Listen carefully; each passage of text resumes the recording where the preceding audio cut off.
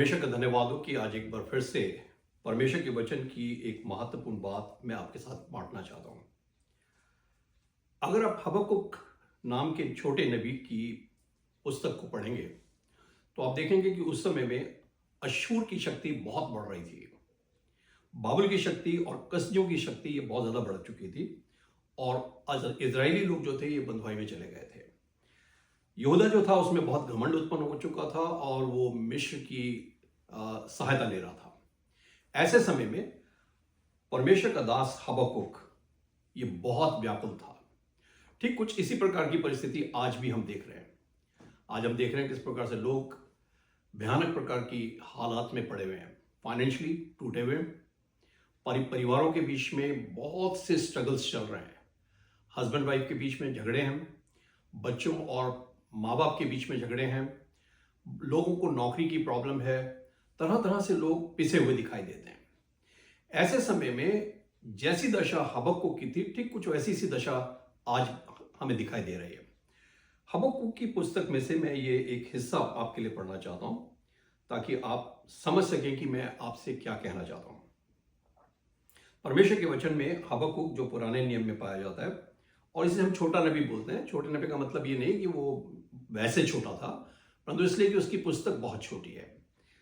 पहले अध्याय के शुरू के हिस्से को मैं पढ़ रहा हूं। यहां पे लिखा है, भारी वचन जिसको हबक्कुक नबी ने दर्शन में पाया। ये दर्शन देखें किस प्रकार का है। हे यहोवा, मैं कब तक तेरी दुहाई देता रहूंगा और तू ना सुनेगा? मैं कब तक तेरे सन्मुख उपद्रव चलाता रहूंगा, क्या उद्धार नहीं करेगा? तू क्यों मुझे अनर्थ काम दिखाता है?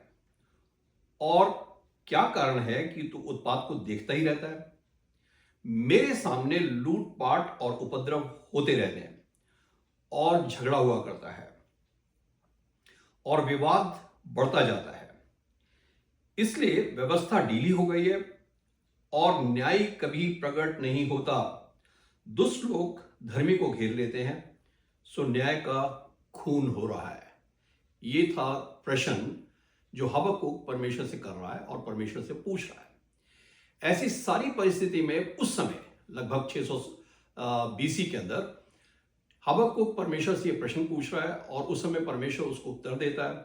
और उत्तर देते समय परमेश्वर उसको कहता है कि मैं एक ऐसी जाति को खड़ा करने वाला हूं जो बहुत क्रूर होंगे, जो अपने आप में एक प्रकार से अन्य जाति थे या जिसका नाम कुस्रू था। परमेश्वर ने कुस्रू को खड़ा किया और कुस्रू ने आकर इन सारी परिस्थितियों के ऊपर विजय पाई। तब भी परमेश्वर के इस दास का प्रश्न नहीं सुलझा और इमीडिएटली हबक्कुक ने परमेश्वर से कहा, प्रभु ये कैसे हो सकता है? तू तो बुराई देख ही नहीं सकता, फिर बुरे किसी व्यक्ति को अपने लोगों के लिए कैसे इस्तेमाल कर सकता है? जब परमेश्वर के सामने उसने इस बात को रखा तो परमेश्वर ने इसी पहले अध्याय के अंदर उसको बहुत ही स्पष्ट और साफ और सटीक उत्तर दिया। उत्तर सुनने के बाद भी हबक्कुक संतुष्ट नहीं हुआ। क्या ये दशा आज मेरी और आपकी नहीं है? चारों तरफ हम यही देख रहे हैं कि अन्याय हो रहा है। चारों तरफ हम देख रहे हैं कि लोग भयानक प्रकार की परिस्थिति में पड़े हुए हैं। चारों तरफ हम देख रहे हैं कि लोग तरह तरह से उलझे हुए दिखाई देते हैं। अगर हमारे देश की ही परिस्थिति को यहाँ पर देख लें, यूएसए को, तो यहाँ पर बहुत से लोग इस समय अपनी जॉब्स के कारण उलझे पड़े हैं, क्योंकि पिछले कुछ दिनों में यहाँ पर एक प्रकार से गवर्नमेंट शटडाउन लगा हुआ था और लोग एक प्रकार से बिना जॉब के परेशानी के साथ बहुत तकलीफ के अंदर से गुजर रहे थे। खाने पीने की कमी हो रही थी, मकानों के किराए नहीं दिए जा रहे थे, लोग उलझे हुए थे। और ऐसी परिस्थिति के अंदर ये प्रश्न सबके सामने बना हुआ है। सारे लोग ये सोचने में मजबूर हैं कि ये सब कुछ क्यों हो रहा है, क्या परमेश्वर को ये दिखाई नहीं देता? तब परमेश्वर ने हबक्कुक से कहा, देखें आप मेरे साथ, आप देखें इसी हबक्कुक की पुस्तक और उसके दूसरे अध्याय की पहली आयत में परमेश्वर ने यहां पर हबक्कुक को बहुत ही सुंदर उत्तर दिया है। और तब हबक्कुक को वो एक ऐसे स्थान पर ले आया जो ऊंचाई पर था। मैं यहां पढ़ता हूं, आप ध्यान से सुने। मैं अपने पहरे पर खड़ा रहूंगा और गुंबद पर चढ़कर ठहरा रहूंगा और ताकता रहूंगा कि मुझसे परमेश्वर क्या कहेगा और मैं अपने दिए हुए उल्हाने के विषय में क्या उत्तर दूं। ये प्रश्न था उसका, तो उस प्रश्न का उत्तर परमेश्वर यहोवा क्या देता है। यहोवा ने मुझसे कहा, दर्शन की बातें लिख दे, वरन पट्टियों पर साफ साफ लिख दे कि दौड़ते हुए भी सहज से पढ़ी जाएं। इस तरह से लिख कि अगर कोई दौड़ता हुआ जा रहा है तो वो इन बातों को जो तू लिख रहा है उसको वो पढ़ सके। इसका एक उदाहरण देते हुए मैं समझाना चाहता हूं। आज जैसे हम कार चलाकर जा रहे होते हैं, साइड में बड़े बड़े बिल बोर्ड लगे होते हैं। बिल बोर्ड के ऊपर इतनी बड़ी बड़ी चीजें लिखी होती हैं कि आपसे वो मिस नहीं हो सकती हैं। आप दौड़ते चले जाते हैं और बिल बोर्ड पढ़ लेते हैं और जाकर घर पहुंचते हैं। घर जाके आप उन चीजों को जो बिल बोर्ड पर देखते हैं उनका ऑर्डर कर देते हैं। ठीक उसी प्रकार का कुछ विचार यहां पर परमेश्वर हबक्कुक को दे रहा है कि इस बात को इतना बड़ा लिख कि वो दौड़ते दौड़ते भी पढ़ा जा सके। अब ये बात जो है इसको मैं किसी और दिन आपको समझाऊंगा कि यहां पर परमेश्वर ने उससे क्या कहा। यहां पर दोहरी भविष्यवाणी है जो उस समय के लिए है और उसके साथ साथ आने वाले समय के लिए है। लेकिन यहां पर ध्यान से आगे देखें क्या लिखा गया है। क्योंकि इस दर्शन की बात नियत समय में पूरी होने वाली है, वरन उसके पूरे होने का समय वेग से आता है। इसमें धोखा ना होगा, चाहे इसमें विलंब भी हो तो भी उसकी बाट जोहते रहना, क्योंकि वह निश्चित समय पर पूरी होगी और उसमें देर ना होगी। यह है एक जबरदस्त बात। यह है अपने आप में एक जबरदस्त स्ट्रेटेजी जो परमेश्वर ने यहां पर हबक्कुक को सिखाई। उसने कहा कि इस बात को लिख दे, जो बात तू लिख रहा है यह जबरदस्त बात है, इसको लिख दे ताकि वो अपने निश्चित समय पर पूरी हो जाए। वो ये भी कह रहा है कि ये इसमें देर नहीं होगी, डेफिनेटली होगी। इसमें चाहे देर भी हो तो भी ये पूरी होगी। दूसरे शब्दों में ये कहना चाहिए कि परमेश्वर ने उससे ये स्पष्ट रीति से कहा कि इसमें किसी प्रकार का धोखा नहीं होगा। मैं और इससे आगे पढ़ता हूं, ध्यान से सुने। इस दर्शन की बात नियत समय में पूरी होने वाली है, वरन इसके पूरे होने का समय वेग से आता है। इसमें धोखा ना होगा, चाहे इसमें विलंब भी हो तो भी उसकी बाट जोहते रहना, क्योंकि वह निश्चित समय पर पूरी होगी और उसमें देर ना होगी। और एक बहुत ही खूबसूरत बात यहां पर परमेश्वर ने हबक्कुक को कही। यहां लिखा है, देख उसका मन फूला हुआ है, उसका मन सीधा नहीं, परंतु धर्मी अपने विश्वास के द्वारा जीवित रहेगा।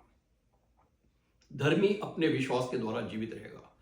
जो परिस्थितियां हमारे चारों तरफ बनती चली जा रही हैं, जिन हालातों में से हम गुजरते चले जा रहे हैं, ये संदेश मैं उन लोगों के लिए दे रहा हूं जो लोग प्रभु पर विश्वास करते हैं और प्रभु पर विश्वास करने के बाद भी उनको बार बार ये लगता है कि हमें ये डिले क्यों हो रहा है, हमारे जीवन में ये देरी क्यों आ रही, क्यों नहीं मेरी नौकरी लग जाती, क्यों नहीं मेरी शादी हो जाती, क्यों नहीं मेरे बच्चे बड़े होकर अच्छे बनने के लिए तैयार हो जाते, क्यों ये सब कुछ हो रहा है। यहां पर परमेश्वर का दास इस बात को लिख रहा है और परमेश्वर उससे कह रहा है, धर्मी जन विश्वास के द्वारा जीवित रहेगा। मैंने आपको पहले भी थोड़ी देर पहले बोला कि ये वाली जो बात है इसको मैं किसी अलग मैसेज के अंदर कि किस प्रकार से धर्मी जन विश्वास के द्वारा जीवित रहेगा, ये बात हबक्कुक ने लिखी और ये बात आगे चलकर कैसे पूरी हुई और आज भी पूरी होती है। यहां मैं आपको ये संदेश देना चाहता हूं कि आप अपने जीवन के लिए ये बात गिठा मानकर समझ लीजिए कि परमेश्वर के दिए गए नियम, परमेश्वर के दिए गए प्रतिज्ञाएं निश्चित समय पर पूरी होती हैं। तो पुराने नियम को पढ़ाते समय मैं आपको यहां पर अपनी गवाही देना चाहता हूं। मैं लगभग 30-31 साल का था। उस समय परमेश्वर ने मुझे मौका दिया कि मैं पुराने नियम के टीचर के रूप में स्टूडेंट्स को स्कूल में पढ़ाऊं। और जब मैं उनको पढ़ा रहा था तो पढ़ाते समय ये भेद की बात परमेश्वर ने मेरे सामने रिवील की। और भेद की बात यह है कि जब मैं निर्गमन की पुस्तक पढ़ा रहा था तो निर्गमन की पुस्तक के अंदर मैंने पढ़ाते समय ये देखा और मैंने उसी समय में कुछ कमेंट्रीज भी लिखी थी पहली 5 किताबों के ऊपर। तो उस समय में परमेश्वर ने निर्गमन की पुस्तक पर विचार करते समय मुझे ये भेद की बात बताई। वो ये थी कि परमेश्वर कभी कभी समय को बदल देता है। और साथ ही साथ मैंने ये भी सीखा कि परमेश्वर के लिए 2 चीजें निश्चित हैं। पहली बात ये कि परमेश्वर अपने सारे काम नियत समय पर करता है। उसके सारे काम निश्चित समय पर होते हैं। परमेश्वर के समय में और हमारे समय में फर्क है। कई बार हम इतने उत्सुक हो जाते हैं, इतने व्याकुल हो जाते हैं और हम सोचते हैं कि परमेश्वर इमीडिएटली हमारी प्रार्थना का उत्तर हमें दे दे और हमारा काम बहुत जल्दी हो जाए। लेकिन अक्सर ऐसा नहीं होता। क्योंकि परमेश्वर का एक निश्चित समय आपके लिए और मेरे लिए ठहराया गया है। निर्गमन की पुस्तक के अंदर हम देखते हैं कि जब प्रभु इजरायलियों को मिस्र की गुलामी से निकाल ले आया, अद्भुत आश्चर्यजनक काम हो गए। और जब उन्होंने लाल समुद्र को भी क्रॉस कर लिया, उसके बाद जो मार्ग मिस्र से उस देश में जो परमेश्वर ने जिसकी प्रतिज्ञा उनको दी थी, वहां जो जो कनान का देश कहलाता था, वहां के बीच में केवल 7 से 10 दिन था, इतने का सिर्फ एक मार्ग था। लेकिन परमेश्वर ने उस 7 से 10 दिन के मार्ग को 40 साल में बदल दिया। तो वहां मेरे सामने ये प्रश्न आया कि 40 साल में क्यों बदल दिया? क्यों नहीं परमेश्वर ने 7 से 10 दिन के मार्ग को सिर्फ 1 महीने में बदल दिया होता, 2 महीने में बदल दिया होता, 1-2 साल में बदल दिया होता? लेकिन परमेश्वर ने उसको 40 साल में बदल दिया। तब ये बात परमेश्वर ने मुझे समझाई कि अगर ये 40 साल ना होते तो इजरायली लोग कभी भी परमेश्वर के भेदों को समझ नहीं पाते थे।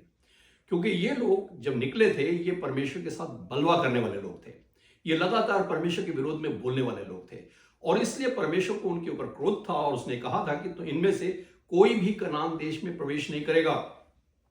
और यहां मैं आपको ये बताना चाहता हूं कि आपको और मुझे बलवा नहीं करना है, आपको और मुझे परमेश्वर के समय पर और परमेश्वर की प्रतिज्ञा के ऊपर पूरा विश्वास करना है।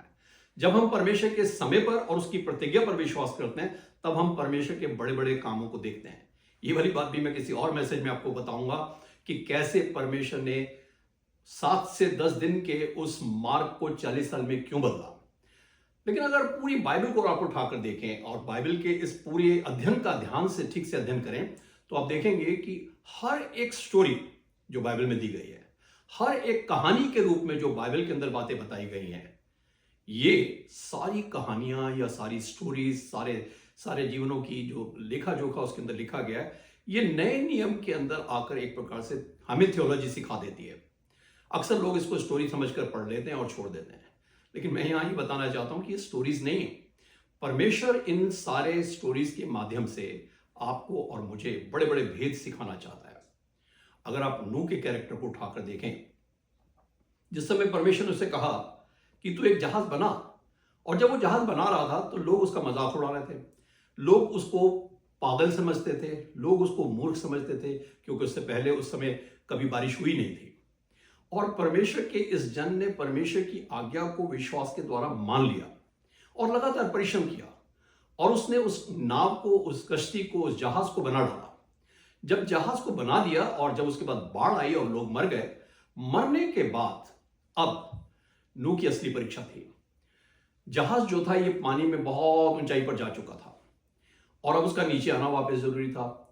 नूह और उसके साथ उसके परिवार के लोग, अब ये आपको पता है कि किस प्रकार से परमेश्वर ने कहा था कि अपने 3 बेटों को, उनकी बहुओं को, अपनी पत्नी को और उसके साथ जो जो आज्ञा परमेश्वर ने उसको दी थी, उन सारे जानवरों को और पशुओं को, सबको लेकर उसको जहाज में जाना था और ले गया था। लेकिन जब जहाज को नीचे आना था तो ये एक लंबा टाइम था। इस समय में उसके लिए वेट करना बहुत मुश्किल था। अगर आप उस टोटल पीरियड को उठाकर देखें और पढ़ें, तो आप देखेंगे कि 1 साल और 10 दिन के लगभग परमेश्वर के इस दास नूह को उस जहाज के अंदर ही रहना पड़ा, उन लोगों के साथ रहना पड़ा, अपने परिवार के लोगों के साथ रहना पड़ा, जानवरों के साथ रहना पड़ा, उनकी देखभाल करता रहा। और 1 साल और 10 दिन के बाद ये लोग उस जहाज से बाहर निकले। परमेश्वर का एक निश्चित समय है और उसके साथ साथ परमेश्वर की प्रतिज्ञाएं सच्ची हैं। जो बात परमेश्वर कह देता है वो गलत नहीं हो सकती। आपकी और मेरी बातें गलत हो सकती हैं, लेकिन जो बात परमेश्वर ने प्रतिज्ञा के रूप में हमें दी है वो उसका पक्का है। इस बात को पढ़ने के लिए और समझने के लिए नए नियम के अंदर ये वाली बात लिखी गई है। अगर आप इसको देखें, इब्रानियों उसके 10वें अध्याय की 23 आयत में लिखा है, जिसने प्रतिज्ञा किया है वो सच्चा है। हमारा परमेश्वर ये सच्चा परमेश्वर, वो झूठ नहीं बोलता। शुरू से लेकर आखिर तक बार बार मैं आपको ये बात बताना चाहता हूं कि परमेश्वर ने लोगों के साथ एक निश्चित समय उनको दिया और एक निश्चित प्रतिज्ञा उनको बांधी, उनके साथ बांधी। निश्चित समय पर परमेश्वर ने अपनी प्रतिज्ञाओं को पूरा भी किया। अगर आप इब्राहिम के जीवन को उठाएं, जब वो 75 साल का था तो 75 साल की आयु में परमेश्वर ने उसे कहा कि अपने देश, अपनी जन्मभूमि और अपने पिता के घर को छोड़ और उस देश में जा जो मैं तुझे दिखाऊंगा। और ये अपने आप में जबरदस्त बात थी। ये मैच्योर व्यक्ति था, 75 साल का था। हम देखते हैं कि किस प्रकार से परमेश्वर का ये जन बिना कुछ और ज्यादा बातचीत किए हुए परमेश्वर के इस प्रतिज्ञा पर कि मैं तुझे एक निश्चित जगह पर ले जाना चाहता हूं, अपने देश को छोड़ दे, अपनी जन्मभूमि को छोड़ दे, अपने पिता को घर को छोड़ दे और उस देश में जा जो मैं तुझे दिखाऊंगा, जहां दूध और मधु की धाराएं बहती हैं। जो लोग तुझे आशीष देंगे मैं उनको आशीष दूंगा, जो तुझे श्राप देंगे मैं उन्हें श्राप दूंगा, लेकिन मैं तेरे साथ बना रहूंगा। और आगे चलकर हम देखते हैं कि परमेश्वर ने उससे कहा कि मैं तेरे वंश को आकाश के तारागीनों के समान और बालू के किनकों के समान कर दूंगा। अब ये बड़ी मुश्किल बात थी। इस प्रतिज्ञा को लेकर चलना इब्राहिम के लिए आसान नहीं था। यह भी अपने आप में एक जबरदस्त स्टोरी है। 75 साल की उम्र में यह व्यक्ति हिम्मत करके निकल गया, विश्वास के साथ निकल गया। 25 साल तक लगातार उसको इस बात की प्रतीक्षा करनी पड़ी कि जो बात परमेश्वर ने कही है वो उसके जीवन में पूरी हो। बुढ़ापे की अवस्था में जब वो 100 साल का हो गया, सैरा जब 90 साल की हो गई, तब परमेश्वर ने अपनी उस प्रतिज्ञा को पूरा किया। इब्राहिम को 25 साल तक लगातार जो बात परमेश्वर ने कही थी उसकी प्रतीक्षा करनी पड़ी, उसका इंतजार करना पड़ा। आप देखें किस तरह से परमेश्वर समय देता है और उसके साथ साथ वो अपनी प्रतिज्ञाओं को पूरा करता है। ना केवल ये, परंतु आप बाकी लोगों को भी देखें। अगर आप इसहाक के जीवन को उठाकर आप देखेंगे तो आप आश्चर्य करेंगे। इसहाक को परमेश्वर ने उसके लिए एक अच्छी पत्नी दी। पत्नी मिलने के बाद आप देखेंगे उसको लगभग 20 साल तक इंतजार करना पड़ा अपनी उस चहेता पत्नी को प्राप्त करने के लिए, जिसके लिए उसने परिश्रम किया। और परिश्रम करके उसने अपनी पत्नी को 20 साल तक प्राप्त किया और उसकी प्रतिज्ञा, परमेश्वर की प्रतिज्ञा वहां भी पूरी हो गई। उसके साथ भी परमेश्वर की यह प्रतिज्ञा थी कि मैं तेरे वंश को आकाश के तारागणों के समान और बालू के किनकों के समान बढ़ा दूंगा। यहां मुझे विश्वास है कि आप इस बात को समझने की कोशिश कर रहे हैं कि किस प्रकार से परमेश्वर अपने समय का और अपनी प्रतिज्ञा का पक्का परमेश्वर है। परमेश्वर अपने निश्चित समय पर अपने सारे कामों को आपके लिए और मेरे लिए पूरा करता है, क्योंकि जो बातें प्रतिज्ञा के रूप में बाइबल में दे दी गई हैं वो सच्ची। अब इन सारी बातों से अलग हटकर मैं आपका ध्यान सिर्फ इस बात की ओर ले जाना चाहता हूं जो परमेश्वर ने हबक्कुक को कही। परमेश्वर ने हबक्कुक से कहा कि ये बातें लिख दे, क्योंकि जो बातें मैं तुझे बता रहा हूं ये निश्चित समय पर पूरी होंगी। धर्मी जन अपने विश्वास के द्वारा जीवित रहेगा। आपको मुझे विश्वास के साथ अपने जीवित परमेश्वर की ओर देखना है। एक जबरदस्त प्रतिज्ञा परमेश्वर ने हमारे साथ की हुई है। अब नए नियम के अंदर हम आ जाएं और नए नियम के अंदर हम देखते हैं कि हमारे प्रभु यीशु मसीह के विषय में सारी बातें साफ और स्पष्ट हैं। हम जानते हैं प्रभु यीशु मसीह इस दुनिया में आए, उन्होंने एक कुंवारी से जन्म लिया। प्रभु यीशु मसीह ने निश्चित समय पर अपना काम पूरा किया। क्रूस पर प्रभु चढ़ाए गए, उसके बाद उनकी मृत्यु हुई, मृत्यु के बाद वो गाड़े गए जाने के बाद वो जी उठे और जी उठने के बाद उन्होंने पक्के प्रमाण देकर लोगों को दिखाया कि मैं जीवित हूं। और लोगों के देखते देखते प्रभु यीशु मसीह उठा लिए गए और फिर एक प्रतिज्ञा दे दी गई कि जिस रीति से इस प्रभु को तुम जाते हुए देख रहे हो, ठीक उसी प्रकार से ये प्रभु वापस आएगा। इस प्रतिज्ञा को पूरे हुए अब तक लोग विचार करते करते अब तक थक चुके हैं।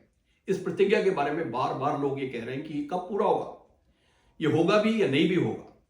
इसके लिए पतरस जो है वो बड़ी स्पष्ट रीति से हमें ये समझाता है। अगर आप दूसरा पतरस उसके 3 अध्याय को पढ़ें और उसकी 8वीं आयत से आगे पढ़ेंगे तो वहां पर पतरस ने ये बात कही है, हे भाइयों, मैं चाहता हूं कि तुम इस बात के लिए अनभिज्ञ ना रहो। ये बात तुम्हारे सामने स्पष्ट हो जाए क्या कि परमेश्वर की दृष्टि में एक दिन 1000 साल के बराबर है, एक दिन 1000 वर्ष के बराबर है और 1000 वर्ष एक दिन के बराबर है। कितनी जबरदस्त है ये बात। प्रभु यीशु मसीह के जाने के बाद तब से अब तक हम लगभग 2000 साल मानते हैं या उससे ज्यादा हो चुके हैं, 2025 साल मान लीजिए। अब तक इतना समय गुजर चुका है। आप और मैं लगातार इस बात की प्रतीक्षा कर रहे हैं, लगातार इस बात का प्रचार भी कर रहे हैं। शुरू से किया जा रहा है, पतरस, यूहन्ना और याकूब के समय से किया जा रहा है, पौलुस के समय से किया जा रहा है, एक दूसरे को स्थिर और मजबूत किया जा रहा है। हम बराबर इस बात को कह रहे हैं कि हमारा प्रभु यीशु मसीह फिर से आने वाला है। हबक्कुक कहता है कि इस बात को लिख ले, क्या कि जो बात मैं कह रहा हूं ये पूरी होगी। इसके होने में देर हो सकती है, विलंब हो सकता है, लेकिन ये डेफिनेटली पूरी होगी।